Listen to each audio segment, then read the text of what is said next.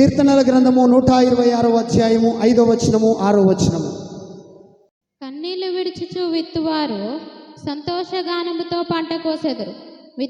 పిడికెడు విత్తనములు చేత పట్టుకొని ఏడ్చుచూ పోవు విత్తువాడు సంతోషగానము చేయుచు పనులు మోసుకొని వచ్చును. నీళ్లు విడిచుచు విత్తువారట సంతోషగానముతో పనులు మోసుకొని వస్తారా? రారా? వస్తారు. అయ్యో చెప్తున్న మాట, దేవుడు చెప్తున్న మాట. హల్లెలూయా. మనుషులు చెప్పే మాటలైతే బావుగా మనం ఆలకిస్తాం, బావుగా వాటి మీద దృష్టి పెడతాం. కానీ దేవుడు చెప్పిన మాట మీద దృష్టి పెట్టలేదు కాబట్టి చాలా సందర్భాలలో మనము ఈ యొక్క కన్నీళ్లు విడుస్తూ ఏం చేయలేకపోతున్నాం, విత్తనాలు విత్తలేకపోతున్నాం. హల్లెలూయా. మనము విత్తనాలు వేస్తే ఏం ఆశించి విత్తనాలు వేస్తున్నాము? ఆ విత్తనాల నుంచి పంట ఆశించి మనము విత్తనాలు వేస్తున్నాం. ఖచ్చితంగా మన పొలంలో కానీ మన యొక్క భూమిలో మన స్థలంలో ఎప్పుడైతే విత్తనాలు వేస్తామో దాని నుంచి మనం ఒక పంటను ఆశిస్తాం. ఈరోజు దేవుని సన్నిధికి వచ్చి కూడా మనం విత్తనాలు వేస్తున్నాం. మనం కన్నీటితో విత్తనాలు వేస్తుండొచ్చు, కానీ ఆ కన్నీటికి బదులు ఏ పనులు వస్తాయట? సంతోషగానముతో మనం పంట కోసే అవకాశము దేవుడు ఇస్తాడట. హల్లెలూయా. చాలా మంది విత్తనాలు వేసినప్పుడు ఏమనుకుంటారంటే, నేను విత్తనాలు వేస్తున్నాను. ఒక రైతు ఏమనుకుంటాడు? విత్తనాలు వేసేటప్పుడు ఒక ఆశ ఏంటిది? ఈరోజు ఈ విత్తనాలు నేను విత్తుతున్నాను, ఖచ్చితంగా ఈ పంటను కోస్తానని ఆశపడతాడు. హల్లెలూయా. ఈరోజు మనము కూడా అది ఏ విత్తనమైనా, వాడు ఏ విత్తనము రైతు వేసినా ఆ విత్తనము నుంచి విత్తనాలే బయటికి రావాలని ఆశించాడు. కానీ ఏమనుకుంటాడు? పంట బయటకు వస్తుంది. హల్లెలూయా. పిడికెడు విత్తనాలు విత్తుతాడు కావచ్చు, కానీ పనులు మోసుకొని వస్తాను, నా కుటుంబ అవసరతలు తీర్చబడతాయి ఈ విత్తనాల పంట ద్వారా అని ఆశించి విత్తనాలు వేస్తాడు. హల్లెలూయా. అందుకే దేవుడు అంటాడు, ఆశ కలిగి ఉన్న ప్రాణాలను దేవుడు ఏం చేస్తాడట? తృప్తిపరుస్తాడు. ఈరోజు మనము కూడా మరి ఏ ఆశతోటి? దేవుని దగ్గర నుంచి పంట కోస్తాను, నేను దేవుని దగ్గర నుంచి సమాధానాన్ని పొందుకుంటాను, దేవుని దగ్గర నుంచి ఆరోగ్యము కొనుక్కుంటాను, దేవుని దగ్గర నుంచి సమృద్ధిని పొందుకుంటానని ఆ విశ్వాసముతో, ఆ విధేయతతో, మనము కన్నీటితో ఆ విత్తనాలు ఎప్పుడైతే ప్రభు సన్నిధిలో వేయగలుగుతామో వాటి పంటను నిశ్చయముగా మనం కోయగలుగుతామట. హల్లెలూయా. కానీ చాలామంది కొందరు ఆ కన్నీటితో ప్రార్థన చేస్తే ఏమంటారంటే, ఏమైనా ఏడిపోయినా ఏడుపు కొట్టు ప్రార్థనలు ఎందుకు చేస్తున్నావు అని అంటారు. వారు నిజమైన లోక సంబంధమైన ఏడుపు కాదు, అది ఆత్మ సంబంధంగా దేవుని సన్నిధిలో ఏడుస్తున్నారు. ఈరోజు మానవుల దగ్గరికి వెళ్ళి, బంధువుల దగ్గరికి వెళ్ళి, స్నేహితుల దగ్గరికి వెళ్ళి, లేకపోతే ఇరుగు పొరుగు వాళ్ళ దగ్గర నువ్వు కన్నీళ్లతో నీ యొక్క విత్తనాలు ఏం చేయకూడదు? విత్తకూడదు. హల్లెలూయా. వాటిని అలుసుగా తీసుకొని సమయం వచ్చినప్పుడు నిన్ను ఎత్తిపడిచే ప్రమాదం ఉంటుంది. ఎప్పుడు కూడా ఒకటి గుర్తుపెట్టుకోవాలా, మానవుల ద్వారా అంటే వాళ్ళు బంధువులే కావచ్చు, స్నేహితులే కావచ్చు, కుటుంబ సభ్యులే కావచ్చు, ఎవరి దగ్గర కూడా నువ్వు ఏడవలసిన పని లేనే లేదు. హల్లెలూయా. నువ్వు ఎవరి దగ్గర విత్తాలి? చాలామంది విత్తనాలు వేస్తూ ఉంటారు. ఉదయం లేచిన దగ్గర నుంచి సాయంకాలం వరకు విత్తనాలు వేస్తూ ఉంటారు. వాళ్ళలో చాలా విత్తనాలు ఉంటాయి. ప్రతి మానవునిలో పిల్లల కోసం ఒక విత్తనం ఉంటుంది. పిల్లల విషయంలో కొన్ని బాధలు ఉంటే, వాళ్ళ భవిష్యత్తు కోసం ఏదైనా బాధ ఉంటే దాని విషయంలో విత్తనాలు అక్కతోటో, చెల్లెతోటో, లేకపోతే ఇరుగు పొరుగు వాళ్ళతోటో, ఒకవేళ ఆర్థిక సమస్యలు ఉంటే, అప్పుల సమస్యలు ఉంటే, ఒకవేళ గర్భఫల సమస్య ఉంటే, ఒకవేళ నెమ్మది లేని సమస్య, భార్యాభర్తల మధ్యలో సమాధానం లేని సమస్య, ఏదైనా సమస్య, ఇవన్నీ కూడా ఏం చేస్తూ ఉంటే ఎవరి కాడ విత్తుతూ ఉంటారు? ఇరుగు పొరుగు వాళ్ళ కాడ, బంధువుల కాడ, స్నేహితుల కాడ ఫోన్లు చేసి వాళ్ళ కాడ నువ్వు విత్తనాలు వేస్తే లాభం లేదు. ఆ విత్తనాలు ఏందో ఎక్కడ వేయాలట? దేవుని సన్నిధిలో నువ్వు విత్తాలి. హల్లెలూయా. ఒకవేళ మనుషుల దగ్గర నువ్వు ఆ విత్తనం వేస్తే, నీ బంధువుల దగ్గర విత్తనం వేస్తే, నీ స్నేహితుల దగ్గర విత్తనం వేస్తే అది పొక్కిపోతుంది కావచ్చు, అది మురిగిపోయే అవకాశం ఉన్నది, దాని నుంచి పంట వచ్చే అవకాశము లేదు. కానీ ప్రభు అయిన యేసుక్రీస్తు పాదాల యొద్ద దేవుని సన్నిధిలో గనక నువ్వు నిశ్చయముగా, నిజముగా, మనస్పూర్వకముగా, హృదయాంతర్యములో నుంచి నువ్వు విత్తడానికి సిద్ధపడితే ఆ విత్తనాల పంట నిశ్చయముగా కోస్తాము. గట్టిగా చప్పట్లు కొట్టి దేవుని గానపరుస్తాం. ఈరోజు నుంచి మనము ఎక్కడ విత్తడం ప్రారంభించాలి? దేవుని సన్నిధిలో. మరి దేవుని సన్నిధిలో విత్తితే ఏమొస్తుంది? ఎవరైనా ఈ వరకు విత్తినారా? అలాగూ ఎవరైనా అలాంటి పంట కోసినారా, లేకపోతే పాస్టర్ గారే ఏదో ఊహించుకొని చెప్తున్నాడా? ఒకసారి గమనిద్దాం. ఆదికాండము 21వ అధ్యాయము 18వ వచనం కూడా చదివి సహాయం చేయండి. ఈ పిల్లవాని చావు నేను చూడలేనని అనుకొని వింటి వేత దూరము వెళ్ళి అతనికి ఎదురుగా కూర్చుండెను. ఆమె ఎదురుగా కూర్చుండి ఎలుగెత్తి ఏడ్చెను. దేవుడు ఆ చిన్నవాని మొరను వినెను. అప్పుడు దేవుని దూత ఆకాశం నుండి ఆగరును పిలిచి, ఆగరు నీకేమి వచ్చినది, భయపడకుము. ఆ చిన్నవాడున్న చోట దేవుడు వాని స్వరము విని ఉన్నాడు. నీవు లేచి ఆ చిన్నవాని లేవనెత్తి నీ చేత పట్టుకొనుము, వానిని గొప్ప జనముగా చేసేదనని ఆమెతో చాలు. హల్లెలూయా. అయితే ఈ యొక్క హాగరును ఎవరు హెడ్ చేసినారంటే, అబ్రహాం ఏం చేసినాడంటే అరణ్యంలోకి పంపించేసినాడు. హల్లెలూయా. తన కుమారుడితో పాటు పంపించినప్పుడు హాగరు ఎక్కడ విత్తాలి? విత్తడానికి అవకాశాలు చాలా ఉన్నాయి, జాగ్రత్తగా వినాలి. ఆమె బాధ చెప్పుకోవడానికి, ఆమె కష్టాలు చెప్పుకోవడానికి, ఆమెలో ఉన్న వేదనను పంచుకోవడానికి చాలామంది ఎందుకు మాట్లాడుతున్నావు అని అంటే ఏమంటారంటే, ఎందుకు అంతసేపు నువ్వు వారితో మాట్లాడుతున్నావు అంటే, నేను నాలో ఉన్న బాధ, నాకు ఉద్యోగం లేని బాధ, నా వ్యాపారం ముందుకు వెళ్ళలేని బాధ, నా పిల్లల భవిష్యత్తు కోసం ఒక బాధ, నేను అప్పుల బాధ ఒకటి, నాకు ఇల్లు లేని బాధ, ఆరోగ్యం లేని బాధ, ఏదో ఒక బాధను వాళ్ళతో పంచుకుంటున్నాను అని చెప్పేసి చాలా సందర్భాలలో రిప్లైస్ వస్తూ ఉంటాయి. హల్లెలూయా. అయితే దేవుడు అంటున్నాడు, ఆ యొక్క హాగరు కూడా చాలా సమస్య ఉన్నది, తన పిల్లవాని సమస్య ఉన్నది.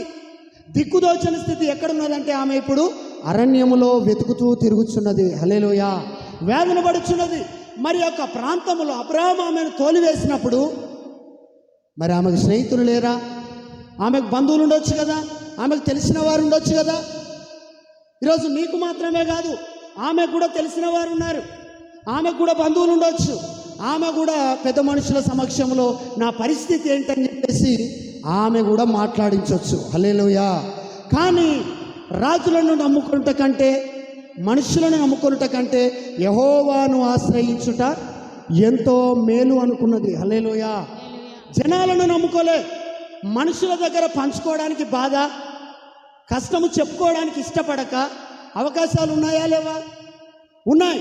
ఈరోజు నీకు తల్లికి చెప్పుకోవడానికి నీకు ఉంటుంది అవకాశం, నీ తండ్రికి నీ బాధ చెప్పుకునే అవకాశం ఉండొచ్చు, నీ కష్టం చెప్పుకునే అవకాశం ఉండొచ్చు.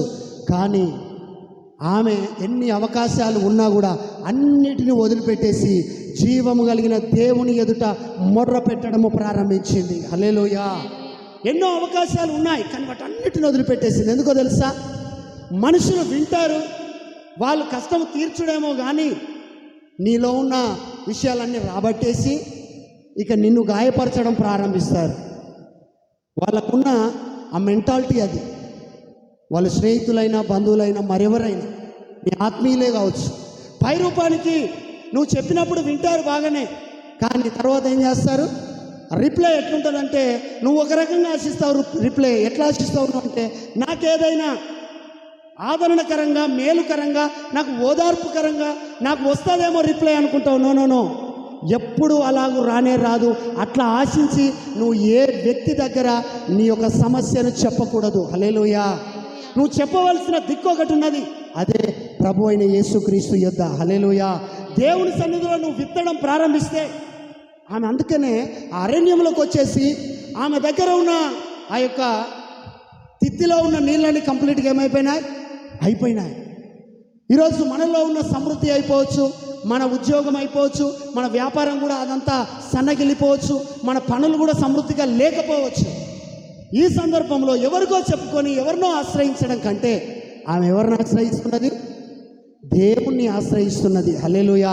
ఆ పిల్లవాడి మొరను నేను చూడలేను. ఈరోజు నీవు ప్రార్థన చేయాలి. ఎలాంటి ప్రార్థన అంటే, కన్నీటితో విత్తువాడు సంతోషగానంతో పనులు కోస్తాడు, పంట కోస్తాడు. ఈరోజు నువ్వు కన్నీటితో ఎవరి దగ్గర విత్తాలి? దేవుడి సన్నిధిలో. హాగరు విత్తుతున్నది కన్నీటితో, ఏదో పట్టనట్టుగా విత్తట్లే. ఆమె పిల్లవాని కోసం ఆమెకు బాధ్యత ఉన్నది. ఈరోజు నీ పిల్లల కోసము, నీ కుటుంబం కోసము నీకు బాధ్యత ఉన్నది. ఆ బాధ్యత నెరవేర్చబడాలి అని అంటే, ఆ బాధ్యతలను సక్రమంగా జరగాలంటే నువ్వేం చేయాలట? కన్నీటితో ప్రభు సన్నిధిలో విత్తనము వేసే వ్యక్తివై ఉండాలి. హల్లెలూయా.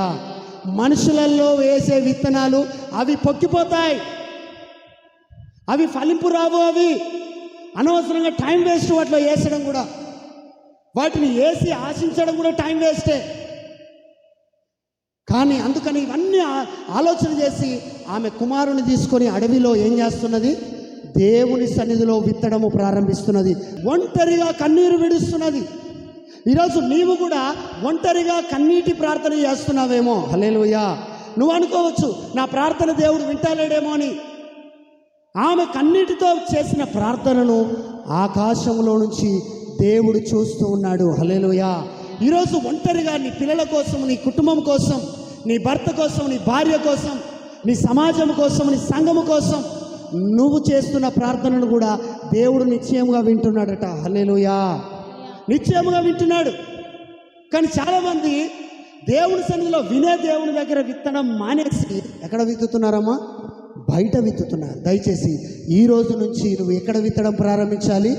ప్రభువు సన్నిధిలో నీ యొక్క సమస్యే కావచ్చు, నీ కష్టమే కావచ్చు, నీ నష్టమే కావచ్చు, నీకు వచ్చిన అవమానమే కావచ్చు, నీకు వచ్చిన నిందలే కావచ్చు, మరేదైనా కావచ్చు, దేవుని సన్నిధిలో నువ్వు విత్తడము ప్రారంభించాలి. హల్లెలూయా.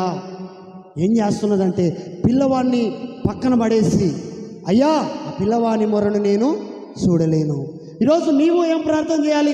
నా అప్పుల బాధ నేను చూడలేను, నా భర్త మారలేని స్థితిని నేను చూడలేకపోవచ్చున్నాను, నా భార్య మారలేని స్థితి నేను చూడలేకపోవచ్చున్నాను, నా సమృద్ధిని నేను చూడలేకపోతున్నాను, మేలు అంటే ఏందో నేను చూడలేకపోతున్నాను, అసలు ఈ దుఃఖం ఏంది, వేదన ఏంది, కన్నీరు ఏంది, వీటన్నిటిని భరించలేకపోతున్నానయ్యా అని నువ్వు ప్రభు సన్నిధిలో ఈ విత్తనాలు కనుక నువ్వు వేయడానికి ఇష్టపడితే ఆ విత్తనాలకు, ఆ ప్రార్థనకు నిశ్చయముగా ప్రభువు దిగి వచ్చి సహాయం చేస్తాడు. హల్లెలూయా. అందుకని ఆమె ప్రార్థన చేస్తూ ఉన్నది. ఎట్లా చేయాలమ్మా ప్రార్థన? మరి కన్నీటితో ప్రార్థన చేయాలి. హల్లెలూయా. చాలామందికి ఏం రావు? కన్నీరు రావు. రియల్లీ కన్నీరుతో, అసలు కన్నీరు అంటే వాళ్ళకి ఎట్లాంటిదో కన్నీళ్ళు రావు. ఎప్పుడు వస్తుందమ్మా కన్నీళ్ళు? నువ్వు హృదయాంతర్యంలో నుంచి దేవుని ప్రేమించినప్పుడు, నువ్వు చేసిన తప్పును నువ్వు పశ్చాత్తాపపడ్డప్పుడు నిజంగా నీలో నుంచి ఒక వేదన అనేది కలిగించబడుతుంది. హల్లెలూయా. అంటే నిజమైన పశ్చాత్తాపం వచ్చినప్పుడు, అందుకనే దావీదు ఏమంటున్నాడంటే, ఆయన ప్రార్థన చేస్తున్నట, ఆయన పశ్చాత్తాపపడితే ఆయన పడక ఏం చేస్తున్నదట? కొట్టుకొని పోవచ్చున్నది. పడక కొట్టుకొని పోయే అంత ప్రార్థన చేస్తున్నాడు. అంటే అంతగా దారాలు విడుస్తూ కన్నీళ్ళతో ప్రార్థన. ఈరోజు పడక కొట్టుకొని పోవుడు కాదు కదా, ముఖం మీద ఏదన్నా వేసుకున్న పౌడర్ కూడా కొట్టుకపోతలే ప్రార్థన చేస్తే. ముఖం మీద వేసుకున్న పౌడరు ఇంటి దగ్గర నుంచి రెడీ అయ్యి వస్తారు కదా, పౌడర్ వేసుకొని వస్తారు కదా, ఆ పౌడర్ కూడా కొట్టుకుపోదు మనోళ్ళు ఏడితే, మనోళ్ళు ప్రార్థన చేస్తే. మళ్ళా ఇక మంది కాడ చెప్పమంటే మాత్రము ఏడుచుకుంటా, తలుసుకొని ఏడుచుకుంటా. చిన్నపిల్లలు కనుక కొడితే కనుక తలుసుకొని ఏడ్చి చెప్పినట్టు ఎక్కడ చెప్తూ ఉంటారు? బంధువుల దగ్గర, స్నేహితుల దగ్గర, ఆయా వ్యక్తుల దగ్గర. అంటే వీళ్ళు అధికంగా ప్రేమించింది ఎవరిని? వాళ్ళనే.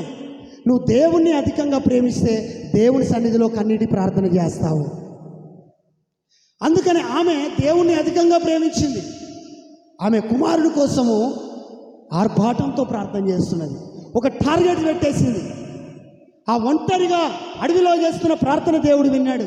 ఈరోజు ఒంటరిగా నీ బెడ్రూమ్లో చేస్తున్న ప్రార్థన, నీ హాల్లో చేస్తున్న ప్రార్థన, నువ్వు ప్రయాణం చేస్తున్నప్పుడు చేసే ప్రార్థన, నువ్వు మందిరంలో చేసే ప్రార్థన, నువ్వు పని చేసుకుంటూ చేసే ప్రార్థన, నువ్వు ఉద్యోగం చేసుకుంటూ చేసే ప్రార్థన, నువ్వు వంట చేస్తూ చేసే ప్రార్థన నిశ్చయముగా దేవుడు విని ఆలకించేవాడై ఉన్నాడు. నిశ్చయముగా వింటాడు. ఆమె ఎట్లా చేస్తున్న ప్రార్థన? పిల్లవాడిని అక్కడ పడేసి ఇక ప్రభు వైపు కనులెత్తి. మనం చాలామంది ప్రార్థన చేయమంటే తలకాయ కిందికేసి ఇక వాళ్ళు పండుకుంటారో తెలియదు, ప్రార్థన చేస్తున్నారో కూడా తెలియదు. హల్లెలూయా. నిద్రపోతున్నాడో తెలియదు, ప్రార్థన చేస్తున్నాడో తెలియదు. కొందరైతే ఆమేనని చెప్పినాక కూడా కళ్ళు తెరవరు. మళ్ళీ ఏమనాలా తట్టి, అయ్యా ప్రార్థన అయిపోయింది. అవు అలాంటి ప్రార్థనలు. ఇలాంటి ప్రార్థనలకు దేవుడు కదులుతాడా? కదిలే పరిస్థితి లేదు. ఏ ప్రార్థన కావాలి? నీ ప్రార్థన మంట లేపేదై ఉండాలి. హల్లెలూయా. మహిమ కలిగిన దేవుని సింహాసనాన్ని తాకేదై ఉండాలి. మహిమ కలిగిన రాజు ప్రభు అయిన యేసుక్రీస్తు దిగివచ్చి నీ సమస్య ఏంటో తెలుసుకొని ఆయన నీకు సమాధానం ఇచ్చే రీతిగా అంత పవర్ఫుల్గా నీ ప్రార్థన ఉండాలి. హల్లెలూయా. మళ్ళీ మన పనులు రావాలంటే మన పని ఎట్లుండాలో, మొదట మనకి ఇచ్చిన పని పర్ఫెక్ట్గా ఉండాలి. సార్ వెరీ గుడ్, బాగా చేసినావు పని అని చెప్పాలంటే మన పని బాగుండాలి, మన పనితనం బాగుండాలి. మరి యేసయ్య కూడా దిగివచ్చి నీ సమస్యను నుంచి నిన్ను విడిపించాలంటే మరి నువ్వు దేవునికి చేసే ప్రార్థన కూడా అంతకంటే ఎక్కువ పవర్ఫుల్గా ఉండాలి. హల్లెలూయా. ఆ పవర్ఫుల్ ప్రార్థన ఏదో కాదు, అది కన్నీటి ప్రార్థన. హల్లెలూయా. అది ఒంటరిగా నువ్వు చేస్తున్న ప్రార్థన ఏం చేస్తుందట? మంట లేపేస్తుంది. నీ కన్నీటి ప్రార్థన, నీ యొక్క ఒంటరి ప్రార్థన మంటను లేపేదై ఉంటుంది. హల్లెలూయా. ఏలియా చేసిన ప్రార్థన అగ్ని జ్వాలలను దిగి వచ్చేటట్టు చేసింది. ఈరోజు నువ్వు చేసే ప్రార్థన కూడా అలాగుండాలి. అలాగుండాలంటే నువ్వేం చేయాలా? కన్నీటితో ఏం చేయాలా? నీ సమస్య కావచ్చు, నువ్వు నశించిపోవచ్చున్న బిడ్డల కోసమే కావచ్చు, మరెవ్వరి కోసం ప్రార్థన చేసినా ఏదో ఫార్మాలిటీగా యేసయ్య నన్ను దీవించు, నా పిల్లల్ని దీవించు, పనికి పోతున్నా, బడికి పోతున్నా, కాలేజీకి వెళ్తున్నా, స్కూల్కి వెళ్తున్నా, ప్రయాణం చేస్తున్నా, యేసు నామములో అడుగుతున్నాము తండ్రి, ఆమె. ఇట్లాంటి ప్రార్థనలు మాత్రమే కాదు, దినాలు గడుస్తున్న కొద్దీ ఏజ్ పెరుగుతున్నట్టుగా ఏం చేయాలి? ప్రార్థనలో కూడా మార్పు రావాలి. స్టార్టింగ్ దేవుణ్ణి తెలుసుకున్నప్పుడు చేసే ప్రార్థన అదే కొందరికి. ఇక 10 సంవత్సరాలైనా కూడా ఈయన శరీరంలో మార్పులు భలే వస్తుంటాయి, కానీ ఆత్మీయ జీవితంలో ప్రార్థనలో మార్పు మాత్రం లే. మళ్ళీ అప్పుడెట్లా చేసిండో స్తోత్రం స్తోత్రం, అదే స్తోత్రం. ఇక స్తోత్రం స్తోత్రం, అది ఆత్రంతో కూడిన స్తోత్రం. మళ్ళా అంటే ఎప్పుడైపోతుందా, ఎప్పుడు వాక్యం అయిపోతుందా, ఎప్పుడు ప్రార్థన పని చేస్తామని చెప్పేసి మాత్రం చేస్తాడు ప్రార్థన. ప్రార్థన కాదు నువ్వు చేసేది, దేవునికి స్తోత్ర ప్రార్థన చేసే వ్యక్తి అయి ఉండాలి. హల్లెలూయా. ఉదయమున స్తోత్ర ప్రార్థన చేస్తున్నారా? లేదు, ఆత్రంగా లేచిపోయే ప్రార్థన ఉంటుంది. అది కాదు. కానీ నీకు నిజంగా నీ కుటుంబాన్ని నువ్వు బాధ్యత తీసుకుంటే, నిజంగా నువ్వు సంఘాన్ని బాధ్యతగా తీసుకుంటే, నిజంగా నీ భర్తలో ఉన్న ఒక వ్యసనకరమైన అలవాటును తొలగించడానికి నువ్వు ఒక కేర్ తీసుకునే వ్యక్తి అయితే ఏం చేస్తావు? ఉదయమున లేవగానే సాయంకాలం ఎప్పుడు సమయం దొరికినా నువ్వు దాన్నే టార్గెట్ చేసి ప్రభు సన్నిధిలో కన్నీరు గార్చగలుగుతావు. హల్లెలూయా. ఎందుకంటే దావీదు గార్చిన కన్నీరు వ్యర్థంగా పోలే. ఈరోజు నీవు అదే కన్నీటితో కూడా ప్రార్థన చేస్తే దేవుడు వ్యర్థంగా పోనీయాడు. హల్లెలూయా. మరి ఒక కన్నీటి ప్రార్థన ద్వారా ఆమె కన్నీరు ప్రార్థన చేసినప్పుడు ఏమొచ్చిందంటే దేవదూత దిగి వచ్చి ఏం చేస్తున్నది? ధైర్యం చెప్తున్నది. హల్లెలూయా. మొదటిగా ధైర్యం వస్తున్నది. అంటే నాకు ఎవరు లేరు అనే ఒక భయం ఉండే ఆమెలో. ఎవరిలో? హాగరులో. ఎవరు లేరు. అబ్రహాము వెళ్ళగొట్టేసినాడు, శారాయి వెళ్ళగొట్టేసింది, ఆ ప్రాంతాన్ని వదిలిపెట్టేసినాను కదా, నా చుట్టుపక్కల ఎవరు లేరని ఒక భయం ఉండే. ఈరోజు నీకు కూడా ఏదైనా భయం ఉండొచ్చు, రకరకాల భయాలు ఉండొచ్చు. అది అనారోగ్య భయమే కావచ్చు, అప్పుల సమస్య భయమే కావచ్చు, నెమ్మది లేని భయమే కావచ్చు, కుటుంబంలో నేను స్థిరపడతానా, నేను డెవలప్ అయిపోతానా, నేను ఆశీర్వాదాన్ని పొందుకుంటానా, నేను ఏదైనా సాధిస్తానా, నా పిల్లలను ప్రయోజకులు చేస్తానా, ఇల్లు కడతానా, అసలు నీకు ఎలాంటి భయాలు ఉన్నాయో ఆమెకు కూడా కొన్ని భయాలు ఉన్నాయి. కానీ కన్నీటి ప్రార్థన చేసినప్పుడు ఆమె భయము నుంచి విముక్తి కలిగించబడ్డది. హల్లెలూయా. ఈరోజు నీవు కూడా కన్నీటి ప్రార్థన చేసి చూడు, నీ భయం నుంచి కూడా దేవుడు నిన్ను విడిపిస్తాడు. ఇంకా భయపడుతున్నావంటే, సావుకు భయపడుతున్నావంటే ఇంకా ఏం చేస్తలే నువ్వు కన్నీటి ప్రార్థన నిజంగా చేస్తే సావుకు భయపడవు, ఎవరికి భయపడవు, కేవలము దేవునికి, దేవుని వాక్యానికి మాత్రమే భయపడి జీవించడానికి ఇష్టపడతావు. హల్లెలూయా. అందుకనే ఆమెలో ఒక భయం. ఏం భయం అయ్యా? తీసుకుపోయి అడవిలో వదిలిపెట్టేస్తే భయం కాదా? అసలు ఎలా బతకాలా, నా పిల్లవాడిని ఎలా పోషించాలనేది ఒక భయం. ఈరోజు నీకు కూడా అదే భయాలు ఉండొచ్చు. నా పిల్లలకు, నేను కిరాయిలకే ఉంటున్నాను, రెంట్ హోమ్లలోనే, నా పిల్లలు కూడా అలాగనే ఉంటారా ఏందని చెప్పేసి నీకు భయం ఉండొచ్చు. నేను బాధ్యత లేకుండా తిరుగుతున్నాను, అసలు నా పరిస్థితి ఏంది, నాకు స్థిరమైన పనులు లేదు కదా, నా పిల్లలకి ఎట్లుంటుందో అని చెప్పేసి పిల్లల విషయంలో కావచ్చు, నీ కుటుంబ సభ్యుల విషయంలో కావచ్చు, నువ్వు చేస్తున్న పని ఇది ఎప్పటికీ ఉంటుందా, పని ఇది ఎల్లకాలం ఉంటుందో లేదో, దీని ద్వారా నాకు సమృద్ధి వస్తుందో లేదో అని కూడా రకరకాలుగా నిన్ను భయాలు వెంబడిస్తుండొచ్చు. ఏ భయం ఏదైనా నువ్వు బాధ్యత తీసుకొని కన్నీటి ప్రార్థన చేస్తే నిశ్చయముగా హాగరు భయాన్ని తొలగించిన దేవుడు నా భయాన్ని కూడా దేవుడు తొలగించేవాడై ఉన్నాడు. గట్టిగా చప్పట్లు కొట్టి ప్రభువును గణపరుస్తాం. ఇంకా ఏం చేస్తున్నాడు? కన్నీటి ప్రార్థన చేస్తే ఏమొస్తున్నదట? హాగరు కోసము దేవుడు ఏం చేస్తున్నాడు? పరలోకం నుంచి దేవదూత దిగి వచ్చి ఏం చేస్తున్నది? దీవిస్తున్నది, ఒక వాగ్దానమును ప్రకటిస్తున్నది. హల్లెలూయా. ఈరోజు ఏమి కూడా అసలు వాగ్దానం లేకుండా జీవించేటోళ్ళు కూడా ఉన్నారు చాలామంది. వాగ్దానం ఉంటే ఏం చేస్తావు? నిరీక్షణ కలిగి దాని వైపే చూస్తూ ఉంటావు. హల్లెలూయా. వాగ్దానం లేదు. దేవుడి దగ్గర కన్నీరు గార్చి నువ్వు ప్రార్థన చేస్తే దేవుడు నీకు ఏం చేస్తాడు? వాగ్దానం ఇస్తాడు. హల్లెలూయా. ఆమె కూడా కన్నీటితో ప్రార్థన చేసినప్పుడు దేవుడు దిగి వచ్చి ఏమంటున్నాడు? చదువు మా మాట 18వ వచనం. నీవు లేచి ఆ చిన్నవాడిని లేవనెత్తి నీ చేత పట్టుకొను, వానిని గొప్ప జనముగా చేసేదనని ఆమెతో చెప్పాను. హల్లెలూయా. ఏమంటున్నాడు ఆమెతో? నిన్ను గొప్ప జనంగా చేస్తా. మీలో ఒంటరి అయిన వాడు 1000 మంది అగును, ఎన్నిక లేనివాడు అట బలమైన జనంగా మార్చబడతాడు. ఆయన ఒక భయం ఆమెకు, నా కుమారుడు ఒంటరైపోతాడేమో, అంటే నా కుమారుడు 1000 జనం అవుతాడన్న సంగతి ఆమెకు తెలియదు. ఆ వాగ్దానము లేదు, అలా బలపరిచే వాళ్ళు లేరు. ఈరోజు కన్నీటి ప్రార్థన ఎప్పుడైతే చేసిందో ఏమొస్తున్నది? దేవదూత నుంచి ఒక వాగ్దానము రిలీజ్ అవుతున్నది. హల్లెలూయా. ఒక వాగ్దానం వచ్చేసింది. ఈరోజు మనమందరం కూడా ఏం చేయాలమ్మా? కన్నీటితో దేవుని సన్నిధిలో నీవు ప్రార్థన చేస్తే నీకు కూడా దేవుడు తన వాగ్దానము చేత బలపరిచేవాడై ఉన్నాడు. హల్లెలూయా. హాగరు ప్రార్థన వినలేదా? విన్నాడు. ఈరోజు హాగరును బలపరచలేదా? బలపరిచినాడు. నేను గొప్ప జనాంగంగా చేస్తా. మనం కూడా అనుకోవచ్చు నాది చిన్న రూమే, నాది గుడిసెలో ఉంటున్నా, నేను లేబర్ కాలనీలో ఉంటున్నా, లేకపోతే నేను చిన్న పని చేస్తున్నా, నేను రోడ్ సైడ్లో పని చేసుకుంటున్నా, నేను ఫుట్పాత్ మీద పని చేస్తున్నా అని నువ్వు అనుకోవచ్చు. ఆమె కూడా ఈ చిన్న పనే కదా, చిన్నవాడే కదా, వీడెప్పుడు పెద్దగా అయిపోతాడు? వీడు పెద్దగా అయ్యి వీడు ఒక భార్యను చేసుకొని వీడు ఒక జనాంగంగా అవుతాడా? అసలు నాకు ఆసరా లేదు కదా, వెనక సపోర్ట్ ఏం లేదు కదా. చాలామందికి ఒక్కొక్క కుటుంబానికి ఒక్కొక్క సపోర్ట్ ఉంటుంది. ఒక్కొక్క వ్యక్తి వాళ్ళ ఫ్యామిలీలో ఎవరైనా బ్యాక్ సపోర్ట్ ఉంటారు, కానీ ఆమెకు ఎలాంటి సపోర్ట్ లేదు కనుక ఆ భయముతో కన్నీటి ప్రార్థన చేసింది.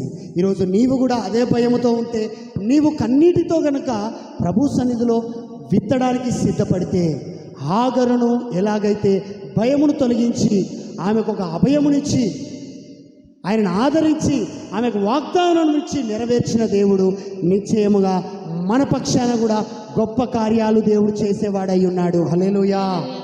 కానీ చాలామంది ఏం చేస్తారంటే, ఏమో దేవుడు చేస్తాడో లేదో అని చెప్పేసి అపనమ్మకం అన్నమాట. కంప్లీట్గా నువ్వేం చేయాలా? దేవుని మీద ఆధారపడే వ్యక్తివై ఉండాలి. ఆమె ఎందుకు ఆధారపడ్డదంటే, ఆమె ఎక్కడున్నది? అడవిలో ఉన్నది. అడవిలో ఒంటరిగా ఉన్నది. ఒంటరిగా ఉన్నప్పుడు అర్థమవుతుంది పరిస్థితులు. కొన్ని సందర్భాల్లో ఆమెకు అర్థమైంది కాబట్టి కన్నీరు వచ్చింది. ఈరోజు నేను దేవుడు తప్ప నాకు ఇంకెవరు లేరు అని చెప్పేసి నువ్వు నిజంగా ఫీల్ అయితే, నిజంగా అప్పుడే నీ హృదయాంతర్యంలో నుంచి కన్నీటితో కూడిన ప్రార్థన వస్తుంది. హల్లెలూయా. ఎప్పుడైతే ఆమె పారద్రోలపడ్డది, కానీ కన్నీటి ప్రార్థన ఆమెను ఏం చేసింది? బయటికి తీసుకురాగలిగినది. హల్లెలూయా. గొప్ప జనాంగంగా చేసింది. ఈరోజు నిన్ను కూడా బయటికి తీసుకొచ్చేది ఏందో తెలుసా? కన్నీటి ప్రార్థనే. పనులు మోసుకొని వచ్చే పరిస్థితి కన్నీటితో కూడిన ప్రార్థన. కానీ ఆమెకు ఎన్ని అవకాశాలున్నా, దయచేసి వినండి, ఆమెకు ఎన్ని అవకాశాలున్నా ఎక్కడ విత్తనాలు వేయడానికి ఇష్టపడలే. కానీ ఈరోజు నీవు ఒకవేళ అక్కడక్కడ విత్తనాలు వేయడానికి ఇష్టపడుతుండొచ్చు, కానీ ఈరోజు నుంచి అవన్నీ మానేసుకొని ఉదయమున సాయంత్రం ఏం చేస్తూనే ఉండాలా? దేవుని సన్నిధిలో విత్తుతూనే ఉండాలి. హల్లెలూయా.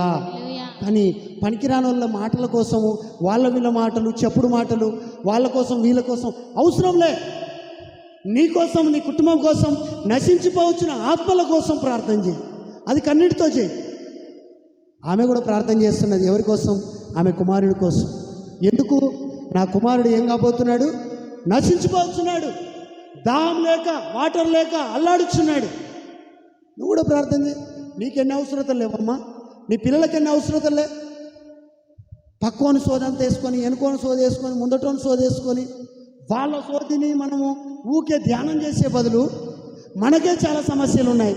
మన కుటుంబ సమస్యలు ఉన్నాయి, మన ఆర్థిక సమస్యలు ఉన్నాయి, మన పిల్లల సమస్య ఉన్నది, మనకు పిల్లలు లేని సమస్య ఉండొచ్చు, మనకు అనారోగ్య సమస్య ఉండొచ్చు, మనకి ఏదో ఒక బలహీనత, వాక్యం చదవలేకుండా ఒక బలహీనతతో ఉన్నావేమో, ప్రార్థన చేయలేకపోతున్నావు, అదొక బలహీనత అవుతున్నదేమో. కన్నీటితో దాని నుంచి విడిపించమని, ఒకవేళ వ్యసనకరమైన అలవాట్లు కలిగిన వ్యక్తులు నీ కుటుంబంలో ఉన్నారేమో, వాటి కోసం ప్రార్థన చేయి.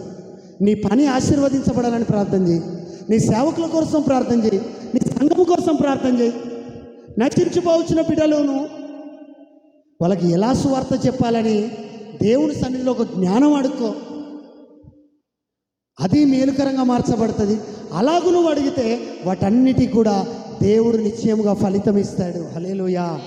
నువ్వు ఈ పనులు చేస్తే బాగుపడతాం, కానీ అనవసరమైన వాటి కోసం సమయం కేటాయించొద్దు. హల్లెలూయా. ఎందుకంటే ఆ సమయమును పోనీయక సద్వినియోగపరచుకొనుచు సంఘము వెలుపటి వారి ఎడల జాగ్రత్తగా ఉండాలి. అంటే సంఘము వెలుపటి వారు నిన్ను ఏం చేస్తారు? నీ సమయాన్ని పాడు చేస్తారు, నీ హృదయాన్ని పాడు చేసే అవకాశం ఉన్నది. అందుకనే ఆమెకు ఎవరైనా లేరా? హాగరుకు చెప్పుకోవాలంటే మస్తు మంది ఉన్నారు, చెప్పుకోవచ్చు, కానీ ఎవ్వరికి చెప్పడానికి కూడా ఇష్టపడలేదు. ఈరోజు నుంచి నువ్వు దేవుని సన్నిధిలో విత్తనాలు వేయడం ప్రారంభిస్తే నిశ్చయముగా వాటి పంటను కూడా మనం కోయగలుగుతాము. హల్లెలూయా. ఎందుకంటే పంట వేస్తే నువ్వు మనుషుల దగ్గర వేసిన పంట అది ఫలింపుకు రాకపోవచ్చు. నువ్వు మంచి విత్తనాలు వేస్తావు, కానీ అక్కడి నుంచి చెడ్డ పంట వస్తుంది.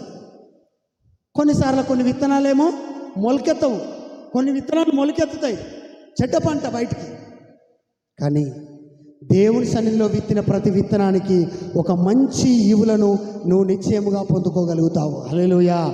ఈరోజు నుంచి ఏం ప్రార్థన చేయాలమ్మా? కన్నీటితో ప్రార్థన చేస్తే నువ్వు భయంతో ఉన్నా, నువ్వు వేదనతో ఉన్నా, నువ్వు విడిచిపెట్టబడిన స్థితిలో ఉన్నా. హల్లెలూయా. హాగరు విడిచిపెట్టబడిన స్థితిలో ఉన్నది. ఈరోజు నీవు కూడా అందరు వెలివేసినారు కావచ్చు నిన్ను, కానీ దేవుడు నిన్ను విడిచేవాడు కాదు, వెలివేసేవాడు అసలే కాదు. అయినా మరి అట్లనే ఉంటున్నావు కదా. నువ్వు ఏం చేస్తలేవంటే, అందరూ విడిచిపెట్టినప్పుడు నువ్వేం చేయాలా? నిన్ను విడువని దేవుడు ఒక ఆయన ఉన్నాడు, ఆయనే ప్రభు అయిన యేసుక్రీస్తు. నిన్ను మర్చిపోని దేవుడు ఒక ఆయన ఉన్నాడు, ఆయనే ప్రభు అయిన యేసుక్రీస్తు. నీకోసం ప్రాణం పెట్టి రక్తము గార్చి మరణించి తిరిగి లేచి మరలా నీకోసం నా కోసం రానైన దేవుడు ఒక ఆయన ఉన్నాడు, ఆయన పేరు ప్రభు అయిన యేసుక్రీస్తు అనే విషయాన్ని నువ్వు మర్చిపోకూడదు. ఆమె మర్చిపోలే.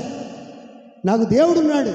అబ్రాహాము వదిలిపెట్టినా, శారయి వదిలిపెట్టినా, సమాజం వదిలిపెట్టినా, విడిచిపెట్టినా, వెలివేసినా నాకు దేవుడు ఉన్నాడని చెప్పేసి ఒక విశ్వాసముతో తన పిల్లవాడిని చేతబట్టుకొని ప్రార్థన చేసింది. ఈరోజు నీ సమస్యను చేతబట్టుకొని నీ భర్త, నీ భార్య, నీ పిల్లలు, నీ కుటుంబ సమేతంగా నువ్వు ఏ ప్రార్థన, కుటుంబంలో కూడా కుటుంబ ప్రార్థన చేయాలి. నీ సమస్యను చేతబట్టుకో, ఒక పేపర్లో రాసుకొని నువ్వు కన్నీటి గార్చి ప్రార్థన చేయి. నీ కన్నీరు ఎప్పుడైతే దేవుని సన్నిధిలో పడుతుందో అప్పుడు నిశ్చయముగా ప్రభు దగ్గర నుంచి సమాధానం కూడా ఇక వేగిరమే రావడానికి సిద్ధపడుతుంది. హల్లెలూయా. ఆమె ప్రార్థన చేస్తుంటే ఆమె కొడుకు ప్రార్థన ఏడుస్తున్నాడు పిల్లోడు, నీళ్లు లేక. ఈరోజు నీవు కూడా సమృద్ధి లేక, మేలు లేక, సమాధానం లేక, నెమ్మది లేక, ఆరోగ్యం లేక, రకరకాల సమస్యలతో మనుషుల దగ్గర చెప్పి అలసిపోయినావేమో. ఈ రోజు నుంచి యేసయ్య దగ్గర కన్నీరు కార్చడం ప్రారంభించు. నిశ్చయముగా నీ కన్నీటికి ఫలితాన్ని పొందుకొని నువ్వు నిశ్చయముగా ప్రభు సన్నిధిలో గొప్ప సాక్షిగా మారబోతున్నావు. చిన్న వాక్యం దేవుడు దీవించును గాక. God bless you all.